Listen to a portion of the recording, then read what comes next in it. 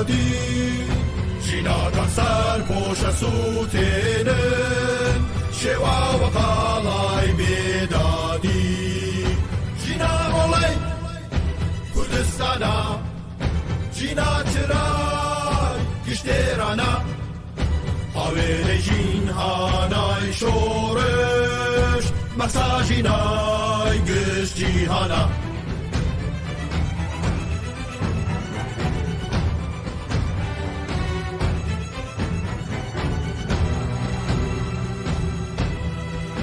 دیسان شقا خروشوا بول کویجن راوستوا بوید سانی شورای شادی تسرکوتن هایم با پاوا جینا مولی کردستانا جینا ترای گشترانا آویل جینهانای شورش مساجینای گشت جیهانا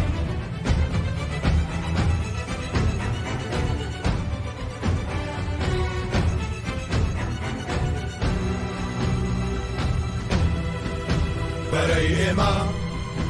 آسوی سورا کارگاری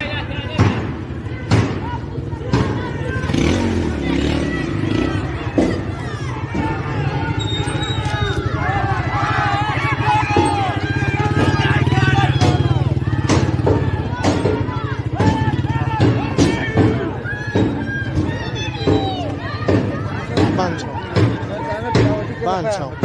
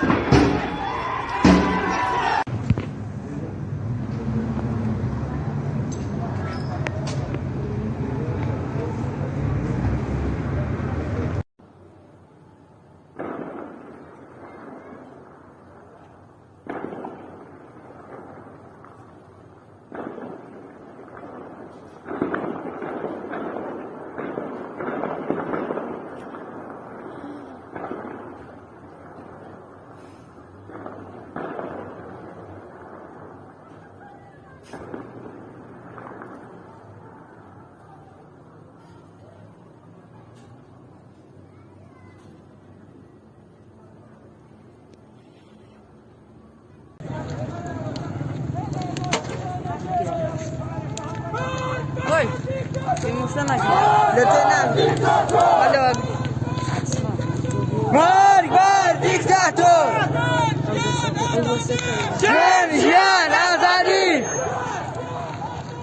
Jian Azadi!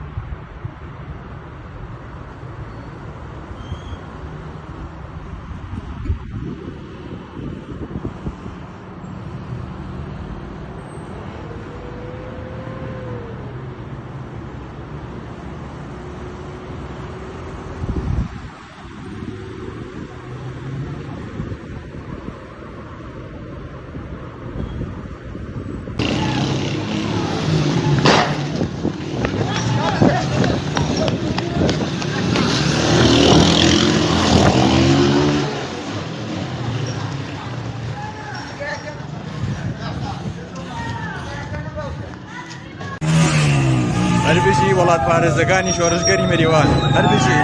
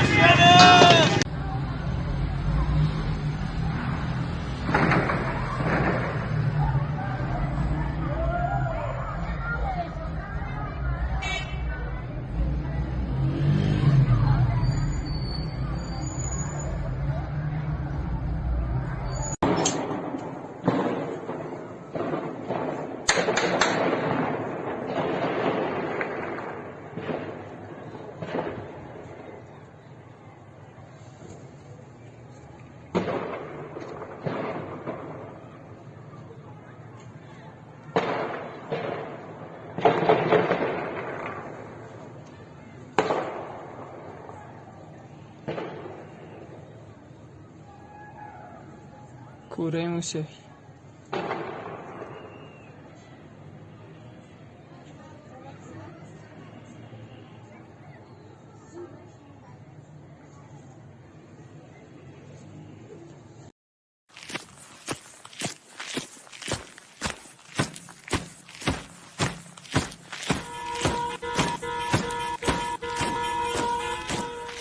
برای تو کوچه رقصیدن، برای دیگه نترسیدن، برای فردا که میخندیم، برای بوسیدن. هی باد موی جینا گرفت به کفش سارینا، داد از گردن رومینا باید برن اینا. هی برای سرفه خوزستان، برای زخم بلوچستان، شکست بغض تبریز به جی کردستان، برای خشکی دریاچه به دست رهبر دستپاچه، زندگی جاش رو زمینه قرآن بود باغچه.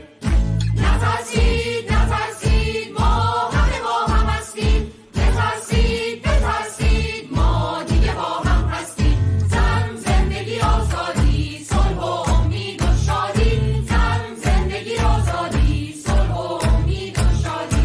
از برف سرخابان تا ماست سیاه تهران، حرمت بیرنگ افغان شهیدی ایران. بذار آزاد بشه زن، نترس از ذهن و از تن، نفس بکش پس بکشتن، بذار وطن شه وطن. یه پنجره واسه دیدن، یه پنجره واسه شنیدن، باید که حس منجی رو از آینه پرسیدن. یه بیت و دخمه سوز باید جهان رو ازش شست، زمین زیر باد میلرزه تنها تر از توست. نترسید نترسید ما همه با هم هستیم، بترسید بترسید ما دیگه با هم هستیم. زن زندگی آزادی صلح و امید و شادی، زن زندگی آزادی صلح و امید و شادی. توف برداد کمانگر به لیلاها تو سنگر، چه شاه باشه چه رهبر. بینەرانی خۆشەویستی تەلەڤیزیۆنی کۆمەڵە سڵاوی گەرمی ئێمەتان پێشکەش بێت. ئەمڕۆ 15 خەزەڵوەری 1401 هەتاوی بەرامبەرە لەگەڵ 6 نۆڤەمبری 2022 زاینی وێڕای هاوڕێیانی هاوکارم بۆ پێشکەشکردنی بەرنامەیەکی تری ڕاستەوخۆ لە خزمەت ئێوەی خۆشەویستە. ئاگادارن کە ئێمە لە ماوەی ڕابردوودا و لە جەرەیانی شۆڕش و قیامێک کە هەر ئێستا لە ئێران لە جەرەیاندایە بەرنامەکانی تەلەڤیزیۆنی کۆمەڵە هەوڵی داوە بە شێوەی ڕاستەوخۆ ڕۆماڵی هەواڵ و ڤیدۆ و وێنەکانی خۆپیشاندەران و ناڕازیان کات لە ئێران و کوردستان و پاشان لێکدانەوەی هەبێت هەم بۆ خۆی لە ڕێگای بەرپرسانی تەلەڤیزیۆنەوە هەم لە ڕێگای کارناسانی ترەوە بانکێش کراون و لێکدانەوەی هەواڵ و ڕووداوەکانی ئەم خۆپیشاندان و ناڕزایەتیانیان کردووە. ئەمڕۆژ خۆپیشاندانەکان لە ئاست زانکۆکان و شارەکانی تری ئێران و کوردستان بەردەوام بوو لە زانکۆی ئورومیە و تاران و ئیسفەهان تا زاهدان خەڵکی شاری مەریوان بە تایبەتی لە کوردستان کامیاران شاری سنا تێگڕا خرۆشا بن و بۆ دروشمانەی پێشوویان کە هەموو سیستم و دەم و دەستگای کۆماری ئیسلامی نیشانەگرت بوو جارێکی تر خوازیاری ڕووخانی کۆماری ئیسلامی و وەدیهاتنی دنیایەک بوون کە تێیدا ژن ئازاد بێ و ژیان بەردەوام بێ و ئازادی مسوەگەر بێ هاتنەوە سەر شەقام و درێژەیان بە ناڕەزایەتیەکانی خۆیاندا لە شاری مەریوان گوایە کوشتە هەیە. ناڕەزایەتیەکانی مەریوان کاتێک دەستی پێکرد کە هەواڵی گیان لەدەستانی نەسرینی قادری کە زانکۆی ڕشتەی دکتۆرای لە ڕشتەی فەلسەفە لە زانکۆی تاران خوێندکاری ئەو زانکۆیە بوو لە ڕۆژی جمعە 11 خەزەڵوەر بە لێدانی باتۆم لەلایەن هێزە ئەمنیەکانی کۆماری ئیسلامی لە ناو خۆپیشاندەران سەری زەربە دەبینە و پاشان گیانی ئازیزی بەخت دەکات. بە بیستنی ئەم هەواڵە خەڵکی شاری مەریوان بە پەرۆش بوون و بۆ ئەوەی کە لاوێکی بەداهاتوویەکی گەشت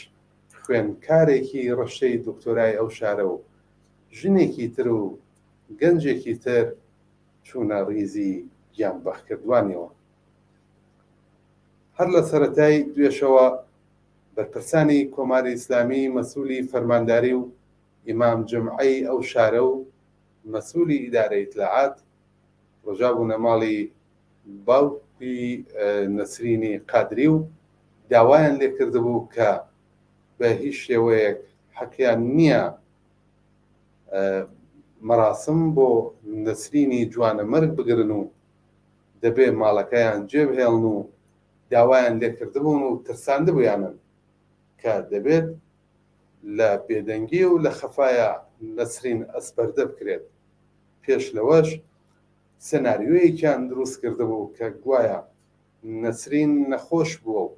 بە هۆکاری ناسازی جسمی خۆی گیانی لەدەستاوە و بەم شێوەیە بێت کە فشارێنن بۆ باوکی و باوکیشی ناچارەکەن لە مساحبەیەکی تەلەڤیزیۆنی بڵێت کە بەڵێ نەسرین بۆ خۆی و بە مەرگی تەبیعی و لە ئەسەر نەخۆشیەوە گیانی لەدەستاوە و هێزە ئەمنیەتەکانی کۆماری ئیسلامی لێی بەرپرسنی. هەڵبەت ئەم سێناریۆیە وەکو باقی سێناریۆکانی تر یەکێک سەگ گازی لێگرتووە، یەکێک مەوادی مخەدەری مەسرەف کردووە، مەحسای جوانەمەرگ خۆی نەخۆشی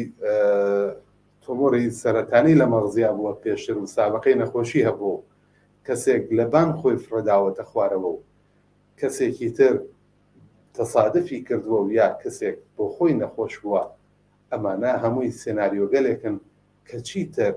گەنج و لاوی ئەو وڵاتە باوەڕ بەم سێناریوانە ناکەن و بە فریبکاری دەزانن و بە خۆلادان لەو جەنایەتانە ئەزانن کە ڕۆژانە لەسەر شەقام و دژ بە ناڕازیان و خۆپیشاندەران کۆماری ئیسلامی ئەنجامیەدەن. هەروەکو باوەڕیان بەوانەی پێشوو نەکردبوو باوەڕیشیان بەم سێناریۆە نەکرد خەڵکی شاری مەریوان. بۆیە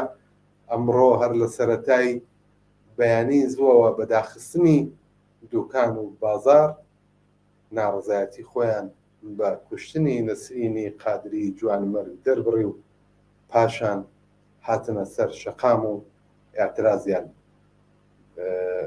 بە دژی هێزە ئەمنیەتەکان ئاعترازیان کرد و وەکو هەموو ڕۆژانی ڕابردوو وەکو هەموو شار و شارشکەکانی کوردستان و ئێران ڕوبەڕوو بوونەوە لەگەڵ تەقە و تیرەندازی هێزە ئەمنیەتیەکانی سەر بە کۆماری ئیسلامی و بەداخەوە هەواڵەکان تا ئێستا بەدەستێمە گەیشتووە گوایە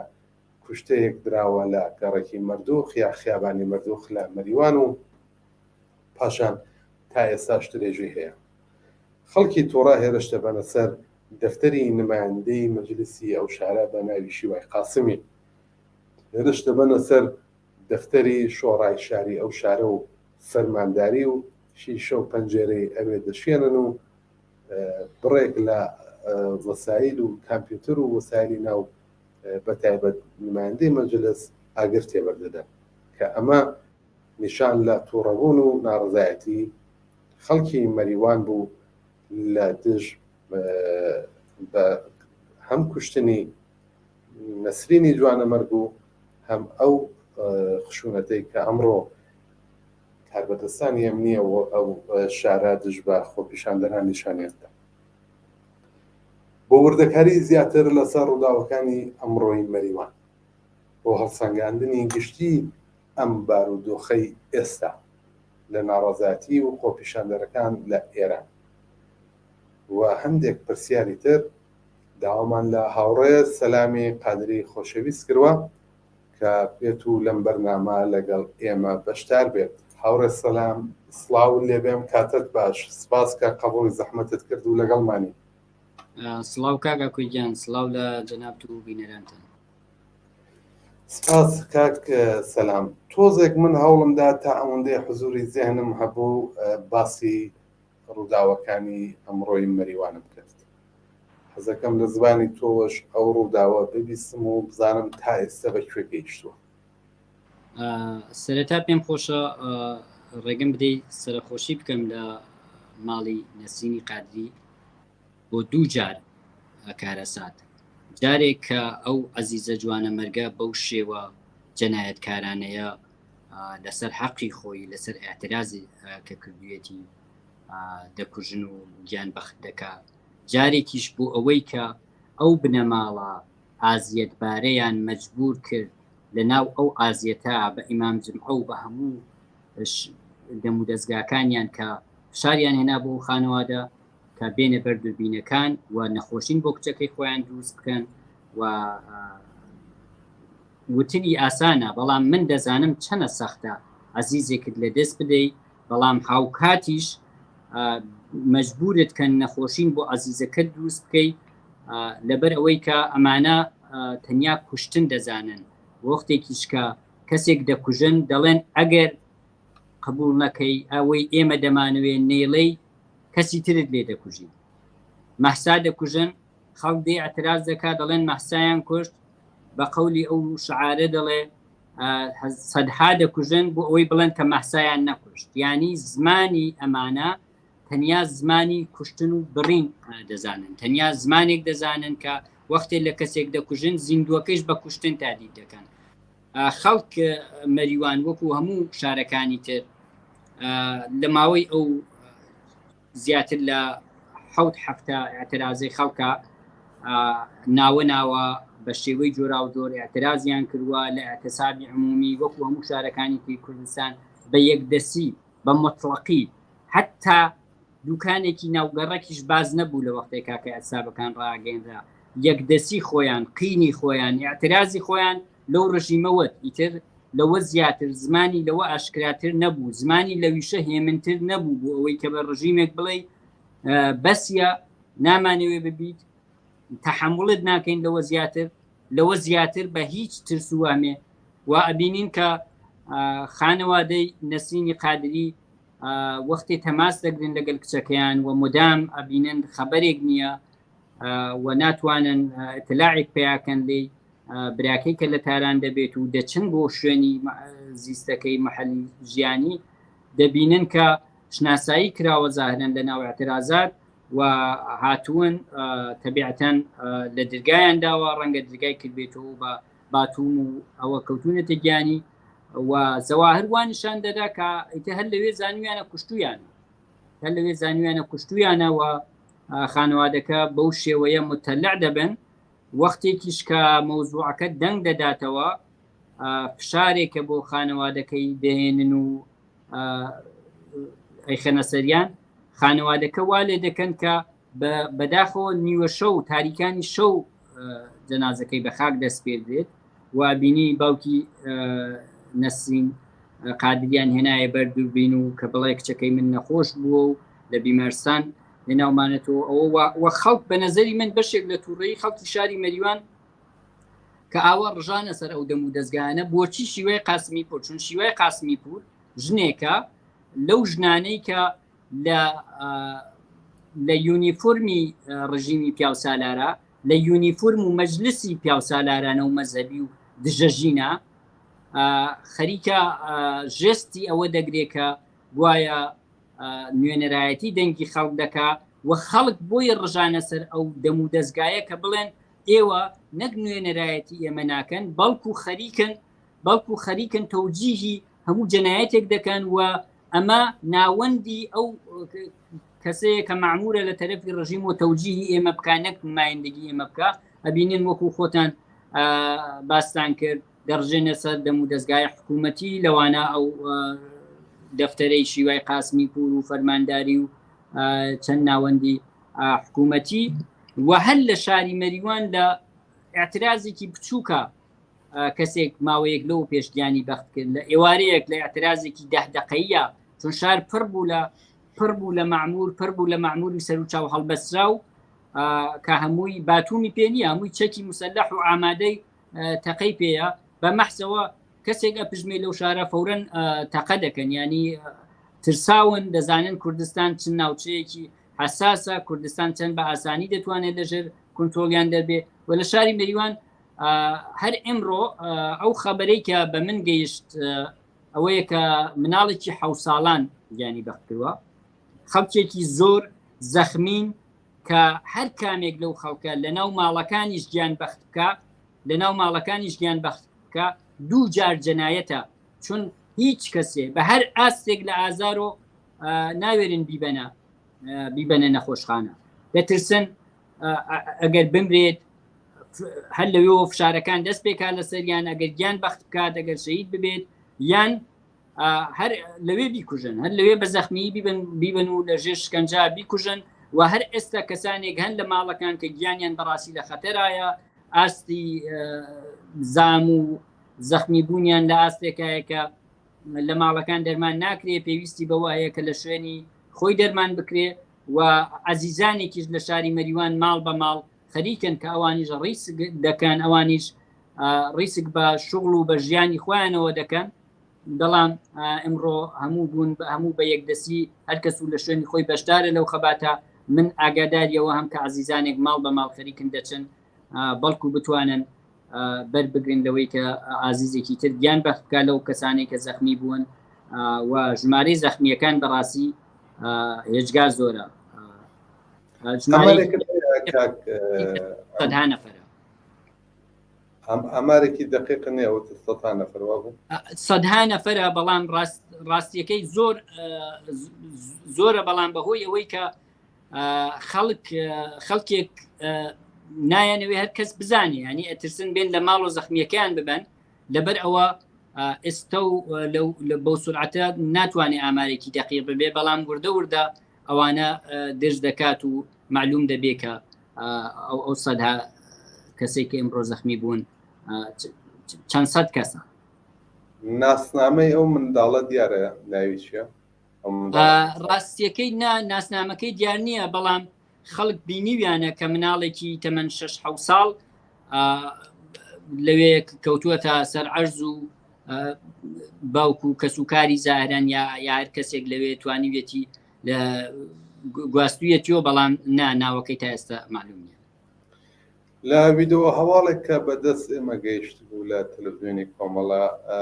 باستەواکەن کە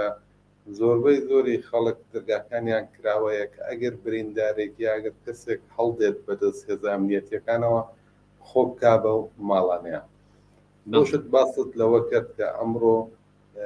یەک دوکانێش تەنانەت لە ناو گەڕەکەکانە کراوەنە بۆ و لەسەر لە بەیانیەوە مانگرتنی گشتی بووە لە مەریوان ئێستا بارودۆخی شاری مەریوان چۆنە ئایا هەر ئەم شتانەی کە ئەوترێت ئەمە دوایین ویددیۆ بوو کە من بەدەستم گەیشت و حکات کە ویددیۆیان گرتبوو بە دەنگیش ئەم ڕاپۆرتیان بۆ نردین تنظرم دوایین هەواڵ ئێستا چۆنە خەوتووە خۆپیشاندانەکان یا فەزاکە چۆنە ئێستا ئەگەر دوایین هەواڵ لەلایتەوە من پێم وابێت تا درنگانی تانیوەشە و تا دەمە و بەیان ئەوە درێژەی دەبێت تا ئێستا نا هیچ خەبەرێک لەوە نییە کە وەستاوە لە گۆشە و کەناری شار سەریاندا مامورەکان شێواندووە لەبەرەوەی کە لە یەک شوێنی شار نییە محەلە محوەرە لە هەر کەسە و لە شوێنی خۆیەوە هەر کەسە و لە شوێنی خۆیەوە مادامێک گرفتار نەبێ بەدەستی زەخمی و زامارێک ئەگەر لە ماڵەکەی دێتە دەرەوە و لە گۆشەیەک و اعترازی خۆی و فشاری خۆی بەسەر هێزەکانی حکومەت ڕاگەینێ من هەر ڕاستەوخۆ خەبەریەوەم بوو کە کەسانێک ڕایان کردو و دەرگای ماڵێک کراوە بوو و کاتێک چوو بوونە ناو ماڵەکە ماڵی مامۆستایەکی ئاینی بوو ینی لە کوردستان لانیکە مەتوانین ئەوە بڵێن وەکو لە یەک دوو ڕۆژی ڕابردووش بینیمە نەتا مامۆستایەکی ئاینی سووری شەیدان دەخوێنێ لە مزگەوت ینی لە کوردستان ئەمڕۆ کەمینەیەکی زۆر ڕسوای مزدوری حکوومەت نەبێت کەمینەیەکی زۆر ڕسوا و ترسنۆک کە سەرچاوی خۆیان دەپۆشن و کە شەرمەکەندەوەی کە خەڵکیان ناسن لە کوردستان زۆرینەی خەڵک دەرگای کراوەیە ئەوەی ڕۆژێک دەورەیەکی دەرمانی بینی بێ لەم ڕۆژانە هەوڵ دەدا کاردی دەرمانی خەڵک بێ کاردی دەرمانی جۆنبشەکە بێ نا تا درنگانێکی شەو تا ئێستا و پێشەوەی من ئەم بەرنمەیە لێم بە خزمەتی جەنابەت هەواڵەکان هەر لەوە بوو کە لە گۆشە و کەناری شار هەر درێژێ کاک سەلام سەلامیان ئەوەی سێ هەواڵێکم بۆ هات هاوکات چاوم لێ کرد نووسەتی کاک سەلام ئاگادارە لەوانەیە سعاتی سێ ئەم دوانیوەڕۆ هێزێکی زۆر لە شاری سنەوە جگەلەوەش لای ئێوارە لە شاری سەقزەوە هاتوون بۆ شاری مەریوان بەڵام کە خۆپیشاندان لە شاری سنە دەستی پێکردو کە هەر ئێستاش لە ئارادایە بەشێک لەو هێزەیان پاشەکشە پێکرد بۆ شاری سنە ئاگاداری ئەمە هەیت کاک سەلام وەڵام من ڕاستیەکەی ئاگاداری پاشەکشەکە نیم بەڵام ئەوەی کە ڕوونە لە شارەکانی کوردستان ترسێکی زۆریان هەیە بەتایبەت لە شارێکی وەکو مەریوان کە شارێکی سەرسنوورە کە وەختی جۆرا و جۆرە بە هەزاران خەڵکیان بینیوە بۆ نمونە لە کاتێکە بە خاکسپاردنی شەریفی باجوەر لە ساڵیادی هەریم ساڵیادی شەریفی باجوەر لە بۆنەی جۆرا و جۆرە ئامارێکی زۆر ڕوونیان بەدەستەوەیە خەڵک چەنە ئامادەن لە شارەکانی کوردستان بۆیە تەبیعیە من پێم وایە ڕژیم ئەوەندە سەر لێ شێوا و هەیە کە بێوێ بەرەو مەریوان بێ لە مەریوان خەبەری پێبن کە ئاغا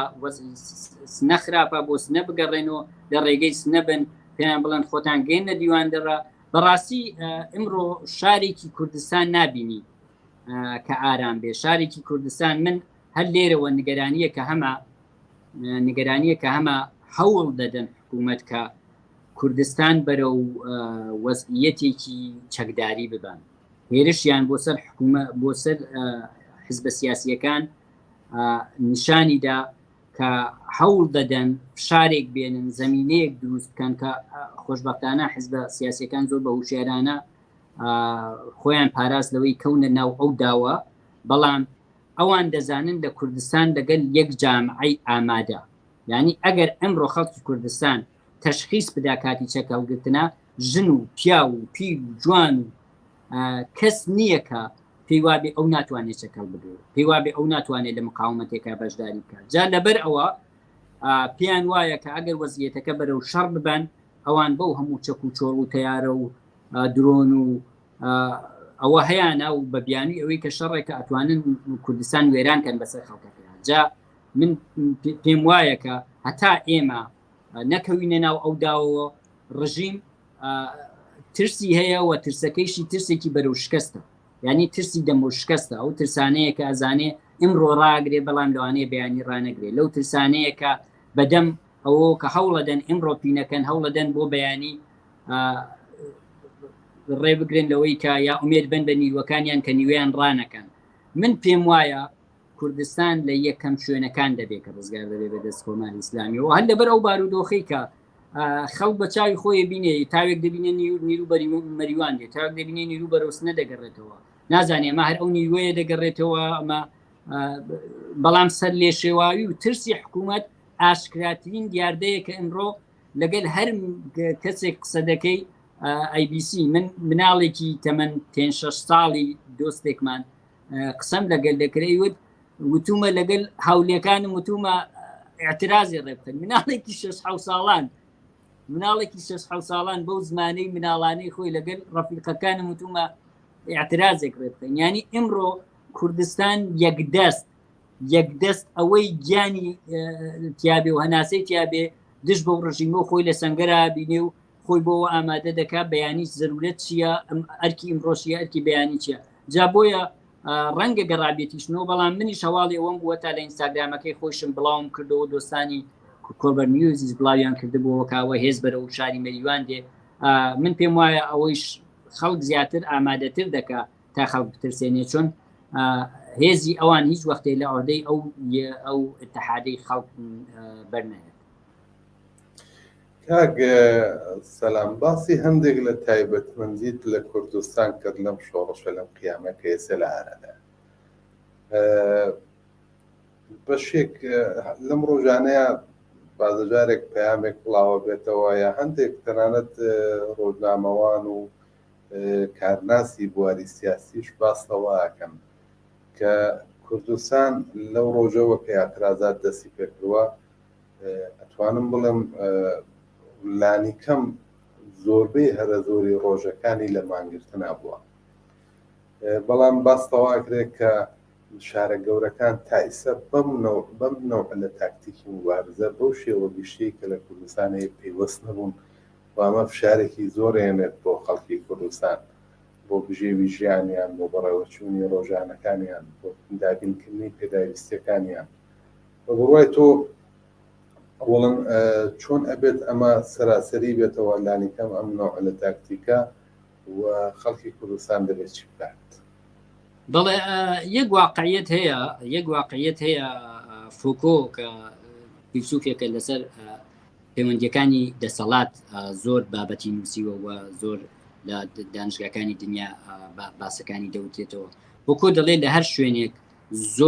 زۆرتر بەکاربێنی مقاومەت لە بەرامبەر لەو شوێنە مقاومەت زۆرتر دەبێت ئەمە باسێک بوو سەرەتا لە کۆمەڵناسی پەیوەندیەکانی دەسەڵات هەتا دواتر لە دەروونناسی هەتا دواتر لە دەروونناسی بۆ مەسەلەن باوکو دایکەکان وتیان کە ئەوە بزانن لە هەر عەرسەیەک فشار بێنن لەو عەرسە و لەو شوێنە مقاومەت زیاتر دەبێت لە بنەماڵە تا دەوڵەت تا ئیدارەیەک تا هەموو شوێنەکان دیارە لە کوردستان ئەوان دەبەر ئەوەی کە لە ڕۆژی یەکەمەوە خەڵکی کوردستان بەهۆی ڕێکخراوە سیاسیەکانیەوە هۆشیارتر بوو ڕێکخراوتر بوو یەکگرتووتر بوو یەکدەستتر بوو و لەگەل گەورەترین مقاومەت ڕوبەڕوو بوون لە ڕۆژی ئەوەڵەوە بەرنامەیەکی درێژماوەیان دەست پێ کرد لە سەرکوت و جەنایەت و قەتڵعامە سەرەتاییەکانیان هەتا دواتر و بە درێژایی ئەو ساڵانەی کە لێرە لەگەڵ ڕەشپێستەکان لە ئەمریکای شمالی ئەو شتە سیاسەتێکە کە لە دەیان توێژینەوە کراوەکە کریمیناڵایزکردنیان ینی بە بیانووی بچووک پەروەندە دروستکردن چون تۆ لە هەر وڵاتێکی دنیا پەروەندەیەکت هەیە ئیتر بێبەش دەبی لە ویشی ئیداری بێبەش دەبی لە زۆرێک لە فرسەتەکانی ژیان ئەو کاریان کردووە لە کوردستان و لە کوردستان هەر ئەنچێکردویانە فێڵ و جەنایەت و زۆڵم و ستەم بووە خۆ تەبیعەتەنیش ئەو کۆمەڵگایە بە لوتف و بە یۆمنی تەکتەکی ئەوانەی کە ڕۆژێک لە ژیانیان خەباتیان کردووە بە یۆمنی ئەو هەموو خوێنە کە ڕژاوە ئەو هەموو عەزیزەکە مبارزەی کردووە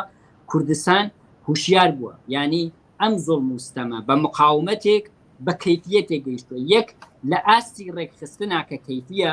یەکێکیش لە کەمیەتە ینی هەمیشە جەمعیەتێکی زۆرتر لە کوردستان ئەو ڕژیمەی لە خۆی بێگانە زانیوە پێی معتەرز بووە هەمیشەش ئاستێکی ڕێکخستنی زیاتر ئامادەی زیاتر لە کوردستان بووە ئەمە ئینکار ناکرێت ئەمێش لەبەرەوە نییە خەڵکی کورد چاوی ڕەشە خەڵکی کورد لە ئاسمان و شۆڕژگەر لەدایک بووە لەبەرەوەیە کە خەڵکی کورد ستەمێکی زیاتری لێکراوە کە ستەمێکی زیاتری لێکراوە بەرهەستر بووە حساستر بووە بە نسبەتی زوڵم مقاومەتێکی زیاتی کردووە بەڵام ئەمڕۆ کە تۆ دەبینی لە ئاستی ئێران دەڵێن کوردستان چشم و چراغە ئیران کە بەو هەموو تەحریکاتە ناسیۆنالیستیەی لە جریاناتی کۆنەپەرست لە ئازەربایجان کردیان لە ئازەربایجان دەڵێن ئازەربایجان پشتیوانی کوردستان کە لە بەلوچستان خۆیان بە پشتیوان و کوردستان بە پشتیوانیان دەزانن ئەمە موقعیەتێک دەدا بە ئێمە وەکو هەڵسوڕاوانی کوردستان و وەکو خەڵکی کوردستان کە ئێستا بۆ ئەو هەموو ترسیان لە کوردستان بۆ ئەوەیە کە کوردستان نەک لە شوێنی خۆی و خۆجێیی لە شوێنی خۆی بەو فشاری بە حکوومەتی یێنێ لە ڕێگەی مۆدلێکۆ کە پێشکەشی کردووە هەر مۆدلگونەیە خۆی خەتەرناکە ینی تۆ سیرەکەی لە شوێنێکە یەک نەفەر بەرەنگاری دەکا ئەگەر هەر ئەو یەک نەفرە لێ گەڕێ و قسەکە ئەوانە هەر خۆی بێ هیچ مەسەلە نیە بەڵام وەختێ دەتوانێت بێ بە ئۆلگویەک بێ بە ئۆلگووار کەوێتە بەرچاوی خەڵکی تر ئەو وەختەیە کە لەو زاویەیە شەوجەگەی ترسە من پێم وایە ئەوەی کە حکوومەت لێ دەترسێ و ئەوەی کە ئێمە بێ وەکو خاڵی بەهێزی بزوتنەوەی کوردستان بیناسین هەر ئەو کەیفیەت و کەمیەتەیە کە لە کوردستان هەیە و جیا لە شوێنی خۆمان دەتوانێت بێ بە ئۆلگوگونەیەک بێ بە نمونەیەک بۆ سەرفی سەراسەری بووشە بە نەزەری من کاریگەری بوو لە دوو شوێنەوە یەک مەسیحی عەلی نژاد کە زۆر بانگی دەکەن بۆم تەلەڤیزیۆنانە و بارحاڵ لەسەر مەسائلی ژنان و ئەوانە بووە بە سیمایەک ئەمڕۆ دەڵێت لە بەرنامەیەک دەڵێ با بێتەعارف بین ئەوە خەڵکی کوردستان بوون کە خاوەنداریەتیان کرد لە ژینا یەکەم کەس نەبوو کە گیانی بەخت کرد یا پشاری بۆ هەر لەبەر حجاب بەڵام ئەوە خەڵکی کوردستان بوون خاوەنداریەتیان لێ کرد ئەوە جامعی کوردستان بوو یەکدەست دوکان و بازاری تەحتێڵ کرد بۆ هەڵوێستگرتن بەرامبەر ئەو مۆزوعە دەی ئەوە لە دوای ئەو اعتسابەی کوردستان بوو کە مۆزوعەکە ئاوا تەقی و ئاوا سەر ئاستی سەرانسەری گرتۆ لە هەر گۆشەیەکی ئێران من پێم وایە کە لە داهاتووی ئەم بزوتنەوەیشا هەتا ڕۆژی سەرکەوتنی ڕەنگە ڕژیم پێشبینی کردبێ یەکەم شار و یەکەم ناوچە ئازاد بێ کوردستان بێ و ئەو شتێش بەرگەشت ناپەزیری بکات و ڕێگە نیشان با بۆ ئەوەی شارەکانی تریژ یەک لە دوای یەک ئازاد بن ئەو شێوازانەی بێ کە لە کوردستان بەکاربێن لەبەر ئەوە ئێمە خۆشمان دەبێ هوشیارانە شانازی بکەین بۆ موقعیەتە شۆڕژگێڕانەی کە کوردستان هەیەی و بە حکمی و هەموو خەباتە پێی کردووە من پێم وایە درێژەدانی و خەباتە هەر نوعی تاکتیکی هەر نوعی سەرکەوتنی هەر نوعی پێشچوونێکی ئێمە لە کوردستان ئاموزەندەیە و فێرکەرە و ئولگوگونەیشە بۆ سەرحی سەراسەری و ئێمە ناتوانین فیزیکەن بگەینە تاران و کەرەج و ئیسفەهان بۆ ئەوی ڕزگاریان کەین قەتیش کەس داعی وای نەبووە بە چەپی و بەغێری چەپیەوە بەڵام ئێمە دەتوانین لە ڕێگەی ئەو شێواز و بەرەنگاری و لێهاتووی و لێزانیەی کە لە کوردستان هەیە و بە دروستیش ئەو مقاومەتەی کوردستان هەتا مەدەنی بێ هەتا نەچێتە عەرسەی نظامی مەسئلەکە لە یەک خەبات و بەرەنگاری جامعەیەک بەگشتی لەگەڵ حکوومەتێک نەباتە شەڕی فازی شەڕی چەکداری جامعەیە لەگەڵ حکوومەتێ بەرەندەین ئێمە هەر ئولگوواری ئێمە هەر لێمانەوە فێرە بن بەڵام ئەو لەحزەیە کە کەوێتە ناو ئەو داوەوە وەزعەکە بارودۆخێکی وەکو شەڕ پەیاکە ئەو وەختەی تر لە شەڕە ئەوەی کە چەکی زۆرە ئەوەی کە تەیارەی هەیە ئەوە بەرەندەیە و ئەیڕوخێنی بەسەر خەڵکەکە لەبەرەوەیە من هیوادارم هەموو ئەو ئازیزانەی کە خەریکن لە گیانیان لە هەموو تەمەنیان لە هەموو ئەو دەرسانەی فێر بوون لە هاوڕێیان گیان بەختکردو لە گیان بەختکردوانی بزوتنی شۆڕژگەڕانی کوردستان استفادە دەکەن هەر ئابە و شێوەیە کوردستان ئۆقرەی نەبێ کوردستان درێژە بدات درێژەدانمان و لە مەیانبوونمان زەربەپەزیمان ناکا بەڵام شێوازی هەڵەیە کە زەربەپەزیمان دەکا کە هیوادارم قەت ئەو هوشیاریە ئیجازە نەدا بەرە و شێوازی هەڵە بچین. زۆر باشە سپاس بینەرێک نووسێتی کە ڤیدۆیەکم هەیە بۆ تێنێرم بە نووسینێش بۆ نووسی زۆر سپاسێکن چاوەڕێی ڤیدۆ و هەواڵ و وێنەی ئەوەی خۆشەویستین جگە لەم بینەرە هەموو بینەرانی عزیزی تلڤیزیۆنی کۆمەڵە ئێمەش هەوڵەدەین بە پێیکات لە بەرنامەکانی تایبەت بە ناڕزایەتی و خۆپیشاندانەکان لە ئێران و کوردستان بڵاوی بکەینەوە. بینەرێکی تر نووسێتی تکایە تێبینیەکەی منە نرد بەڵێ بینەری خۆشەویست سەروەک پێشتر بەڵێ مندا بوو تێبینیەکەتم نرد بە هاوڕێیانی بەشی تکنیک ڕخنەیەکی هەبوو یا تێبینیەکی تەکنیکی هەبوو کە گوایە لە کاتی قسەکردن دەنگ زعیفە کزە و کاتێک ئاچێتە سەر کلیپەکان و ڤیدۆکان دەنگ زۆر بەرزەوە گلەی کردوێمە بەردەوامە بێ کنترۆڵی تەلەڤیزیۆنەکەمان بەدەستەوە بێت من نردوومە بۆ بەشی هاوڕایانی تکنیک حتمما چارەسەریەکەن و وەڵامیشمان پێدەنەوە. کاک سەلام، من پرسیارێکم شاید تۆڵێ کوردی بێت یا شاید تۆ کاتت زۆر پێویست بێ بۆەوەی کە وەڵام بدەیتەوە. بڵێن دوورنمای تۆ بۆ ئەم خۆپیشاندانەی کە ئەمڕۆ لە ئێران و کوردستان هەیە چییە، یا هەڵسەنگاندنی تۆ چییە بۆ ئێستا و بۆ داهاتوش؟ دەڵێ ئەوەی ڕاستی بێ ئەوەی کە ئێستا حکوومەت تەنیا بتوانێت بیکە کۆمەڵێک فێڵ و خباسەتە کە بینوێنێ کە بە زەعمی خۆیان پێیان وابێ ڕەنگە ئەو شتە نەجاتیان بدات، کە هەر ئەوە وا دەکا کە ئاسان نەبێت زمانێک دیاری بکەین بڵێن تەسەوری ئێمە ئەوەیە ئابە و دەلیلە بۆ فاکتانە تا ئەوەندەی تر ئەم شۆڕشە سەر دەکەوێت و ئەم ڕژیمە نەحسێ لە سەر ئەم وڵاتە لا دەبات. بەڵام سەرکەوتنی ئەم بزوتنەوەیە تەنیا ڕێگەیەتی درەنگیا زوو، بەڵام ئەوەی کە کارێک دەکات خەڵک سەرکەوتوو بن بەو ئاواتەی کە خەڵک هەیەی بەو تینوێتی کە خەڵکەیەتی بۆ ئازادی و بەو هەموو بێزاری کە خەڵک هەیەی لەم بارودۆخە مەرگ ئاسا، ئەوە کە وا دەکا ئەبێ خەڵک چەند هوشیارانە دەستنە بەرەوە، بزوتنەوەکە چەند هوشیارانە چێتە بەرەوە. تا ئێستا نیشانی داوا کە ئەگەر لە جارەکانی تر سەرکوت کرا لە 78 بگە لە جنبشی دانیشتجویی تا 88 تا 96 و 98 هەموو ئەمانە دەرسایەکی فێری خەڵک کردووە و ئێمە شێوازەکان کە دەبینین ئەگەر تا ئێستا ڕژیم نەیتوانیوە سەرکوتی بکە، ئەگەر تا ئێستا هەر ئەو تەداومەی توانیوێتی بێ بە دەنگێک لە دنیا دەوڵەتەکانی دنیاوە خەبەر بێنێ، دەوڵەتەکانی دنیا مەجبوری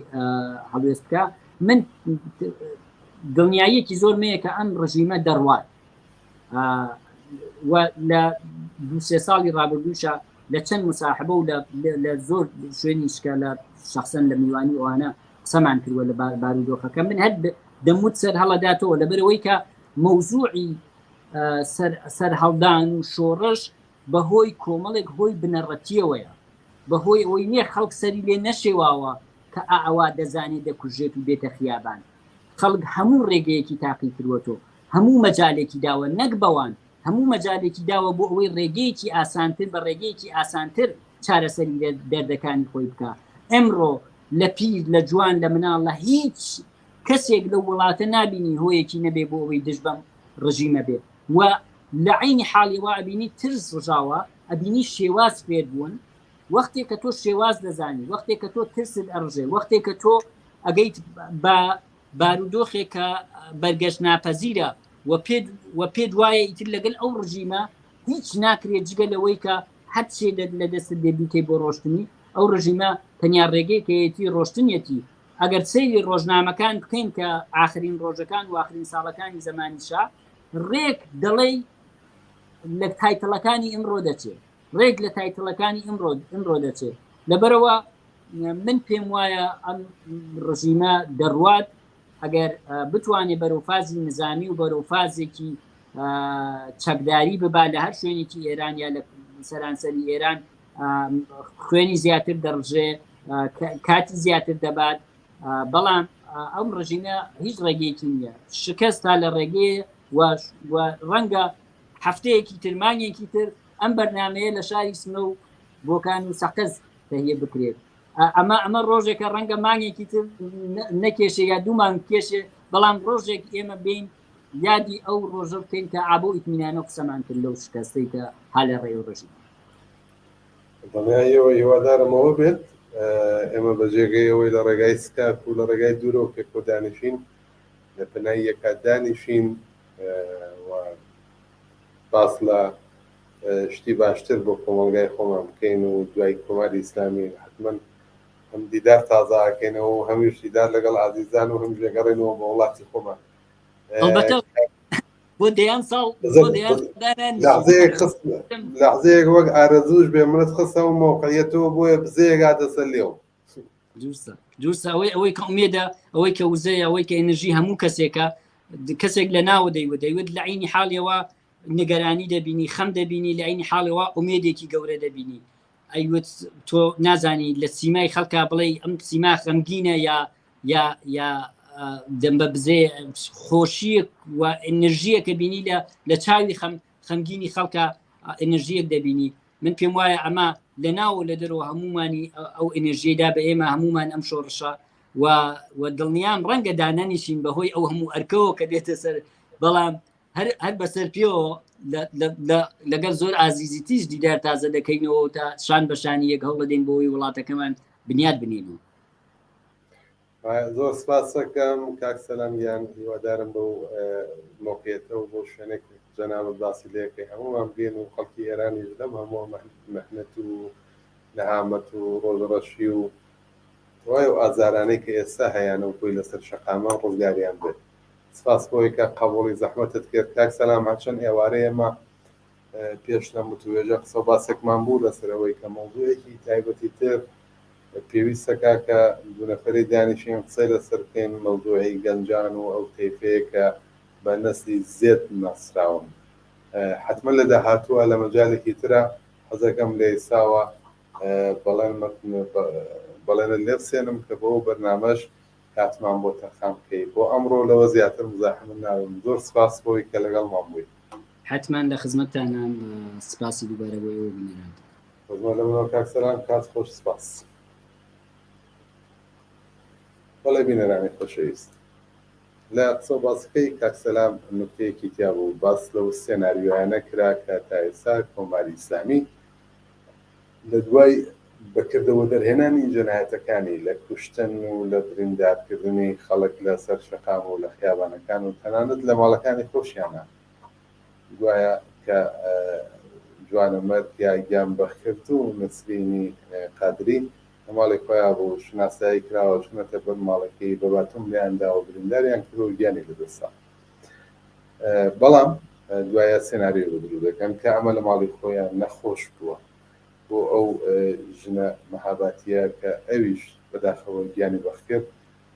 سەنەریستیان سێناریۆیەک دروستکەن کە بەخۆشیەوە لەلایەن باوکو و براکەیەوە بەرپەرچی دراوە وەک سێناریۆ باسی لێکراوە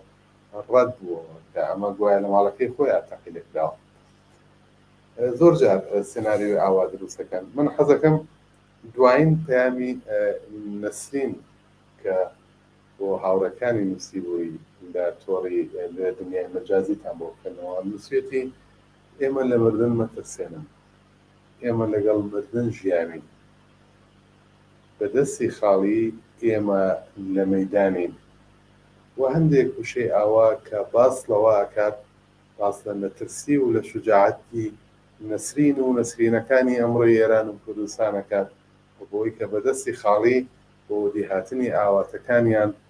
لە گیانی خۆشیان مایەدانێن. نەسرین بە نەخۆشی نەمەرد. نەسرین لە پێناو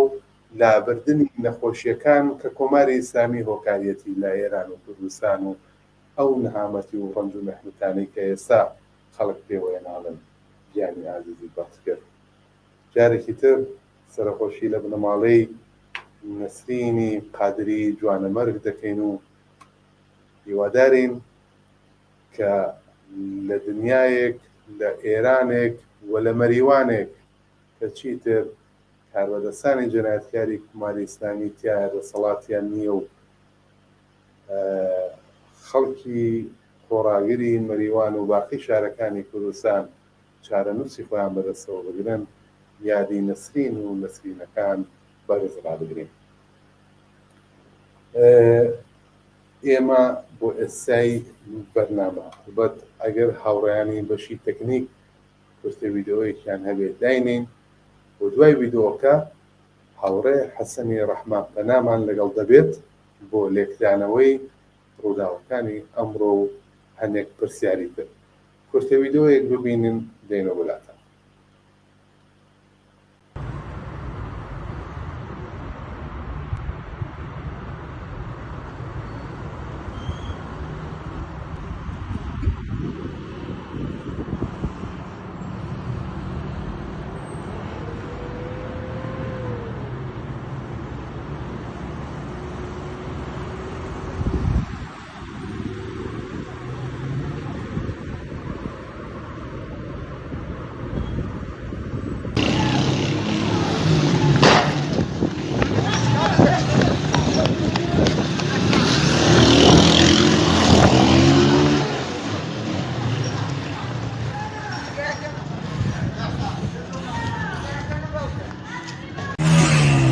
هەربژی وڵات پارێزەکانی شۆڕشگەری مەریوان هەربژی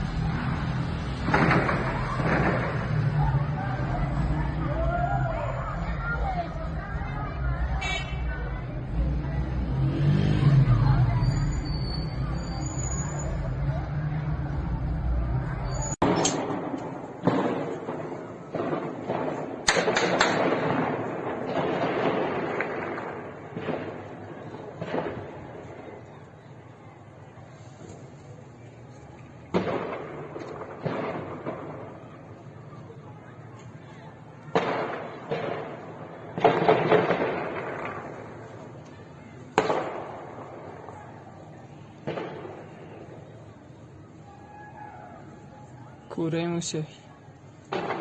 Islamic regime must go! Hey, hey, ho, ho, Islamic regime must go! Your silence the regime's violence! Your silence the regime's violence! Your silence the regime's violence! Your silence the regime's violence! Blood all over Iran! Blood all over Iran! Blood all over Iran! Jen, Jian,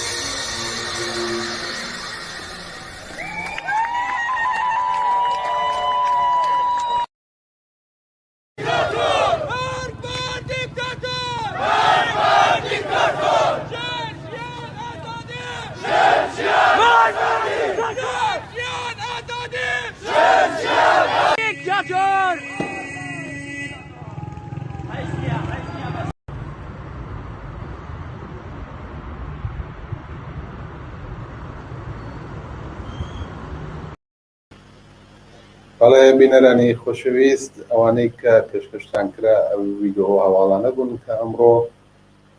لە مەریوان بە تایبەتی بەدەست بە پرسانی تەلەڤیزیۆنی کۆمەڵە و بەشی هەواڵمێری کۆمەڵە گەیشتەوە. ئێستا شەر وەکو بەڵێنماندا بوو هاوڕێ حەسەنی ڕەحمانپەنامان لەگەڵا. هاوڕێ حەسەن ئەگەر گوێ لە دەنگمانە سڵاو لێبێ ئەم کاتت باش، سپاس بۆی کە دووبارە قبوڵی زەحمەتت کردوو لەم بەرنامە بەشدار بووی. سڵاو لە ئێوە و هاوکارانتان کاک ئاکۆجان، هەروەها لە بینەرانی تەلەڤیزیۆنی کۆمەڵە و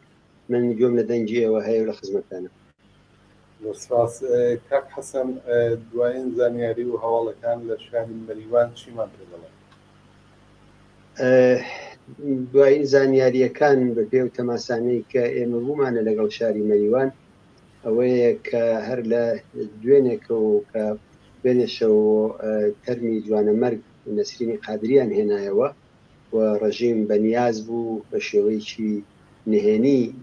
ئەو جەنازەیە بنێژن و سناریۆی بۆ دروست بکەن و ئەوڕۆ کە سەدا و سیمای جمهوری ئیسلامی لەگەڵ بابی موساحبەیەکیان کردووە کە وایە نەخۆش بووە، دەرمانەکانی لێپڕدراوە و هەر زوو خەڵکی مەریوان زانیان کە ئەو سناریۆیانە هەمووی درۆیە. نەسرین لە تەزاوراتەکانی تارانە بەشداری کردووە بە باتۆم لەسەری دراوە و دوایی کە چوەتەوە ماڵەوە و زەربە مەغزی بۆ بەداخەوە گیانی بەخت کردووە کە جەنازەکان هێنایەوە هەر لە ئەوڵی وەختەوە خەڵک ناڕەزایەتیان دەربڕی ڕۆژانی سەر شەقامەکان اعترازیان کرد بەڵام لەلایەن خودی ڕژیمەوە هەروەکو ئەوەی کە شەر لە دوو جبهە بێ کە بەواقعیش دوو جبهە بووە جبهەی خەڵک و جبهەی دژە شۆڕش واتە کۆماری ئیسلامی بە هەموو هێز و ئیمکاناتی گیانەوە کە بوویان هەموو هێزەکانیان هێنایە سەر شەقام کۆڵان خیابان گەڕک وەردرگای ماڵەکان هەموو جێگای گیانگرت و زۆر بێڕەحمانە تەقیان لە خەڵک کرد لە نەتیجەدا ئەوەندەی کە تا ئێستا بە ئێمە وتراوە زیاتر لە ئامارە ئەماری دوێراوە قسە لە 400-500 کەس هەیە کە بە سلاحی ساچمەیی و ئاسلحەی دیکە ئەوانە بریندار بوون کۆمەڵێک گیراون قسە لە دوو یان بەختکردوو هەیە کە تەمەنی هەردووکیان دەڵێن کەمە ناوەکانیان بە وردی تاکوێنێ ئێستا پێڕانەگەیاندوین ئەوە بووە بەڵام کولەن فەزای شار زۆر ئاڵۆز بووە دوانی مەڕۆ هێزێکی زۆریان لەسنەوە هێنا داوای هێزی کۆمەکییان کرد و نیگەران بوون لەوەی کە شاری مەریوان بکەوێتە دەست جەماوەری خەڵکی خۆشا و خەڵک بە دەستی خاڵی ئەوانیش بە هەموو چەک و چۆڵێک کە هەیەە هێزێکی زۆریان هێنا لەسنەوە بۆ سەرکردنی مەریوان بەڵام بەوەیشەوە خەڵک کرد پۆڵیان نەدا و اعتراز و ناڕەزایەتیەکان بوو بۆیە ئەمڕۆ کە مەریوان بە معنایەک شارێکی لە حاڵی شەڕا بوو ئەلبەتە ئەوە تەنها مەریوان نەبوو مەریوان ئەوڕۆ نۆرەی بوو بیرمان نەچی عینی ئەو ڕووداوە لە شنۆ بوو لە مەهاباد بوو لە سەقز بوو لە بانە بوو لە سنە بە شێوەهای متعدد بوو لە دەرەوەی کوردستان تاران